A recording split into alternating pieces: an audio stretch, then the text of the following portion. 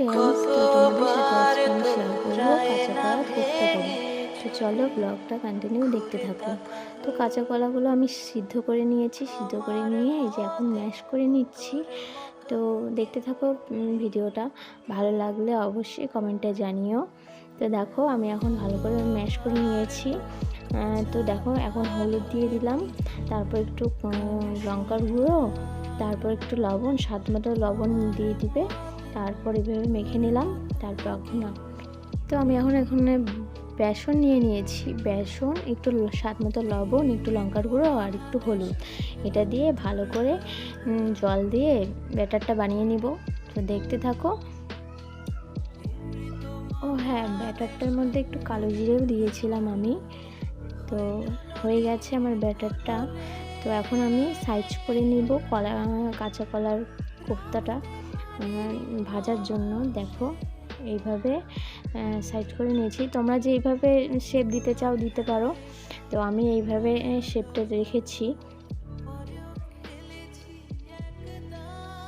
তো দেখো আমার সবগুলো হয়ে গেছে। তো এখন একটা একটা করে, তো এখন কাঁচা কলার কোফতাগুলো ভেজে রাখবো। তো দেখতে থাকো। এই দেখো আমার এইভাবে লাল লাল করে ভেজে রাখবে। তো দেখো এইভাবে লাল লাল করে ভেজে নামাবো। তো এই যে আমার ভাজা হয়ে গেছে, এইভাবেই নামিয়ে রাখবো। তো দেখো এই যে ভাজা হয়ে গেছে। তো এইভাবেই সবগুলো ভেজে নামাবো। তো চলো ব্লগটা কন্টিনিউ দেখতে থাকো। এই যে আমার হয়ে গেছে সবগুলো ভাজা। তো এখন তো আমি একটু আলুও দিব, তোমরা আলুটা স্কিপও করতে পারো। তো এই যে আমি এখন আলুটা একটু সিদ্ধ করে নিয়েছিলাম। তো এখন একটু ভেজে নামিয়ে রাখবো, একটু হলুদ একটু লবণ দিয়ে। তো একটু আলুটা ভেজে নামিয়ে রাখবো।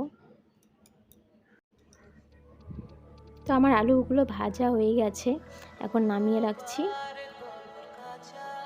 তো এখন মশলাটা করে নিব। তো এখানে শুকনো লঙ্কা আর একটু পাঁচফোড়ন আর তেজপাতা দিয়ে ভালো করে নেড়ে চেড়ে তারপর মশলাটা দিয়ে দেবো। মশলাটার মধ্যে একটু টমেটো দিলাম, আর হচ্ছে জিরে গুঁড়ো, লঙ্কা গুঁড়ো আর আদা বাটা, এইটাই দিব। নিরামিষ কাঁচা কলার কোফতা, তো এটাই দিয়ে দিয়েছি।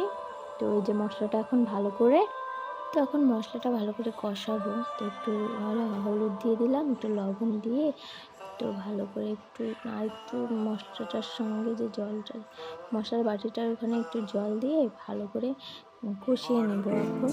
তো দেখো আমার কষানো হয়ে গেছে, এখন স্বাদ মতো জল দিয়ে দেবো। তো এখন আমার জল দেওয়া হয়ে গেছে। তো এখন সব বড়াগুলো দিয়ে দিলাম। তারপর একটু ফুটিয়ে, যখন ভালো করে ফুটে উঠবে তখনই নামিয়ে নেব। তো এই যে আমার হয়ে গেছে, দেখতেই পাচ্ছ। তো আমার রেসিপিটা যদি তোমাদের ভালো লেগে থাকে তাহলে অবশ্যই লাইক কমেন্ট শেয়ার করে দিও, আর চ্যানেলটি সাবস্ক্রাইব করে দিও।